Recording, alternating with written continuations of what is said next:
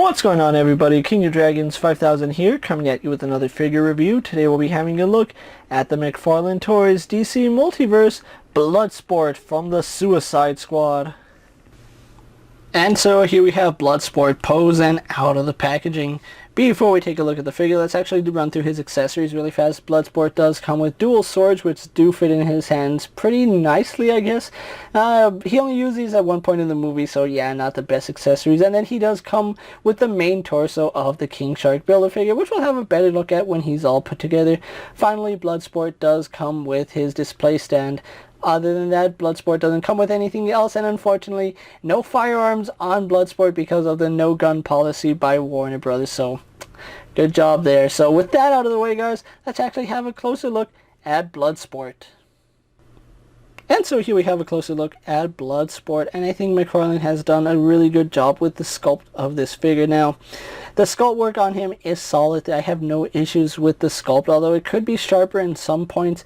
I think it works for this figure. Now, the only thing I do have a problem with is his paint application. He was not orange in the movie. In the movie, it was more of a bronze color, almost copperish.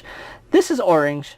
They pulled a complete Deathstroke on him and just made him orange. He is not Deathstroke. He is Bloodsport. This should be a copper color. And I don't know why Mcfarlane made him orange. I think they were trying to make Deathstroke. But yeah, not liking the orange on him because it's not accurate to the movie. But I do like the sculpt work on his mask here. Now, I really do like the jawline as well as the teeth. That looks really nice. One thing that I'm blown away with is the detailing on the mask. It looks like actual musculature that you would see inside a human skull, and that is perfect. I love it. The helmet is done exceptionally well, and I do like the fact that this is smooth. I kind of wish that this was a little more glossy just to give it a little more oomph.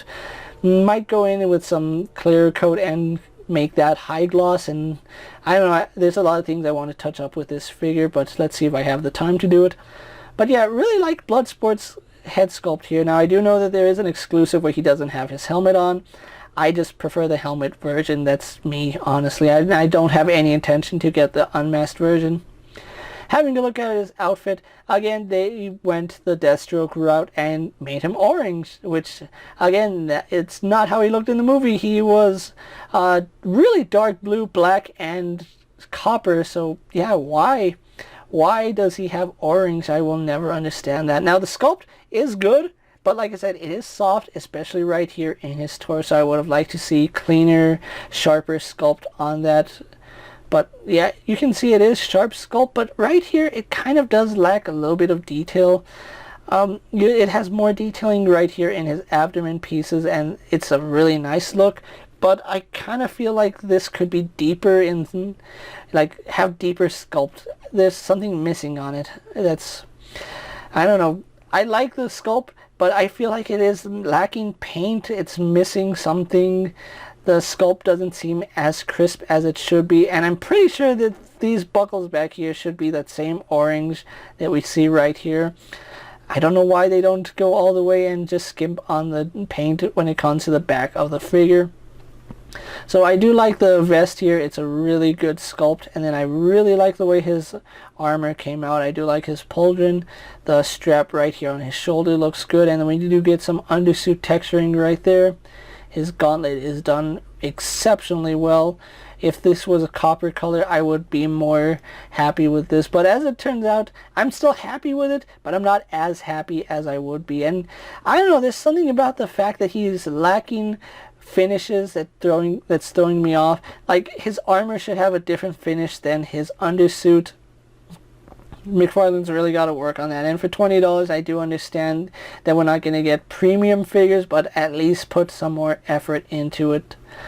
His gloves right here are fingerless, and he does have trigger finger hands, but unfortunately he gets these swords, which, like I said, they do fit in his hands loosely and they do work, but he only used them once, so I'm probably never going to display him with those.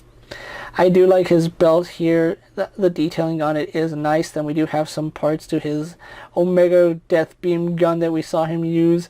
Really do like that. And that's one thing I kind of wish he had, was parts to make the gun. You could have even got away with it by making the gun parts disassemble and reassemble them, so I have no idea why they didn't go that route. The more I think about it, the more angry I get that the no guns policy is starting to hurt figures like this. I do like the sculpt work. Like I said, it's really solid on the solid pieces of plastic, but it gets softer on the softer pieces of plastic. So do keep that in mind, that this sculpt is there, it's just not as crisp as it would be on the harder plastic. Overall, really do like this. You can see it does carry over, although I'm a little confused at his shin guard. Why is it on the outside of his shin? When you wear shin armor, you wear it on the front of your shin because that's the part you're trying to protect. And then we do have buckles that aren't painted. I would have liked to see some paint on that. And then his boots, they do look really good. Again, we do have some shin pads on the front of those, so I guess, I don't know, his boots are throwing me off because you think that his knee would be like right here, but it's actually higher up. So that entire look is throwing me off now, because now I just see that his calf seems really long thinking about it. I don't know. That's just me. I'll get over it. It's not a big deal. But I do love the texture in his boots. They did a fantastic job with his boots. Really would have liked to see some paint on those straps though, but overall, really do like Bloodsport here. They did a fantastic job with the sculpt work. Paint, a little to be desired, but it still works for the figure. So, with that out of the way, guys, let's actually get them compared to other figures you may have in your collection. And so here we have Bloodsport posed next to a Marvel Legends Cyclops and a DC Multiverse Superman. Here we have Bloodsport posed next to a WWE Elite Scale figure and a Mezco 1/12 Collective Popeye the Sailor Man. And finally, here we do have Bloodsport posed next to a Lightning Collection White Ranger and a Star Wars Black Series Mandalorian. So with the comparisons out of the way, guys, let's actually have a look at Bloodsport's articulation. Now, he does sport the same articulation we've seen throughout the Mcfarlane Multiverse series.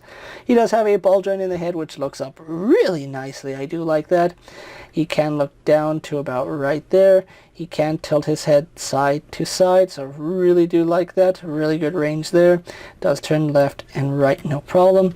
Arms are on ball joints, which do pivot forward and back. They pivot down and up as well. They hinge out to about right there. You just gotta watch out for his shoulder armor butting up against that plastic cup. I honestly don't know why he has these plastic cups. I wonder if we can take those out and see this. Oh yeah, that works much better. And you know what? I'm not at all bothered by this emptiness in his shoulder. I think that works much better. I might keep him like that. But anyway, arms do go out to the side all the way. Go a full 360. Bicep swivel works fine. Double bend at the elbow. His gauntlet does get in the way of giving him full range, but if you work the joints properly, like moving the bottom joint first and then the upper joint, you do get good range. If you move the upper joint first and then the second joint, you can see you only get about 90 degrees. I do like the fact that they hid the ball hinge here on his wrist. They actually embedded it into the gauntlet, unlike Dr. Fate, where it was like 2 miles out of his forearm. We do have up and down rotation. We can rotate that to have in and out movement, and of course rotate on that pin. Now he does have, I think it's a ball joint, because it does go back and forward. Not like Polka Dot Man, who had better range. His armor is a little bit thicker, but yeah, I do believe it's a ball joint because it does move around, and I don't hear any clicking, so it's more than likely a ball joint. Could be a hinge and a ball joint, I don't know. Rotates like a ball joint. If it rotates like a ball joint and functions like a ball joint, it's probably a ball joint. Now, this is the only place where I have problems with his articulation. They didn't design his crotch piece with articulation in mind. As you can see, it comes over the hips. The way they should have done that is to sculpt it a little less right here and give him more of a cut right here, because as it stands, his kick will always go off to the side, and there's really no way you can bring that forward without stretching this plastic. But you can get it. You just make this look a little bit strange, to be quite honest. It does go back to about that far. Out to the side, no problem. He can do the splits if he really wants to. He has a little bit of a thigh swivel, which I guess it works fine. We do have a double hinge here at the knee, going back about that far. Do like the range there.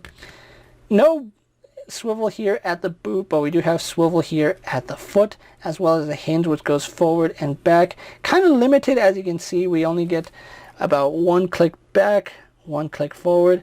Rotation works fine, forward facing pin for rocker, and then we do get a working toe hinge. So overall, Bloodsport here has some pretty good articulation on him, and I really can't complain. I just wish that his paint was a little bit better, and he came with his guns. That's something that he really does need. I don't like the swords. So with that out of the way, guys, let's actually get Bloodsport posed for my final thoughts, and then we'll wrap up this review. And so here we have Bloodsport posed for my final thoughts, and overall, I like this figure. There's a lot of things that Mcfarlane did right with this figure, but there's a lot of things Mcfarlane also did wrong with this figure. I do feel like the sculpt on him is pretty good. It could be sharper. If they had divided his torso into hard plastic rather than soft plastic, they could have added more detail into his torso, and that's one thing I feel like he could have used. Instead of giving him a rubber overlay, he could have just been solid plastic and had that articulation work fine, as well as having sharper detailing in the costume.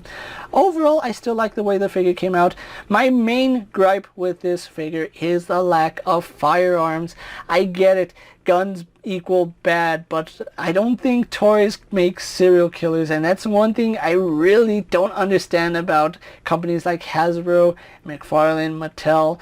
Why are they trying to eliminate guns from action figures when characters kind of need them, especially Bloodsport? He doesn't even use a real gun. It's a gun that he makes, and it's a really sci-fi looking gun, which I normally hate, but they could have included it with this figure, and I don't understand why. Now, I was able to pop his arms off and take the caps out of his shoulders, which I do like the fact that it does give him better range and movement, and you really don't need those shoulder caps. It doesn't create too much gapping, and it's not that noticeable. So if you are inclined to remove those, I would really recommend you remove the shoulder caps, because they do get in the way of articulation, and they do hinder outward movement when the shoulder pad collides with them. Other than that, I still think Bloodsport here is a fantastic figure. Now, I do know that Walmart has the exclusive unmasked version. Not a fan of that. I think it doesn't look anything like Idris Elba. I think the masked head looks so much better and is far superior than that. So if you are looking for a Bloodsport, I recommend you pick up this version, which he is available at other retailers other than Walmart, such as Target, Walgreens, and online retailers such as Amazon, Big Bad Toy Store, and Entertainment Earth. Now, the Suicide Squad wave will run you about $25 because they do have a Build-A-Figure piece. With what you're getting, I think that it's a little too much. If they were $19, I think they would work better, but $25, it's not too bad, so I guess it'll have to do. I just really wish that they would include firearms with characters that actually use them, because I feel like Bloodsport is lacking that significantly. With that being said, guys, I'm KingofDragons 5000. Don't forget to like this video, leave a comment, subscribe to my channel. Go ahead and check out all my other action figure reviews, as well as all my other Mcfarlane DC Multiverse videos. Hopefully you find them informative. As always, if there's a figure you would like to see me review, let me know down in the comments, and if it fits in my collection, I'll gladly have a look at it. While you're at it, check out my Instagram account for new and exciting action figure photos, and as always, ring that bell to be notified every time I upload a video. Until next time, guys, I'll see you later. Take care, everyone.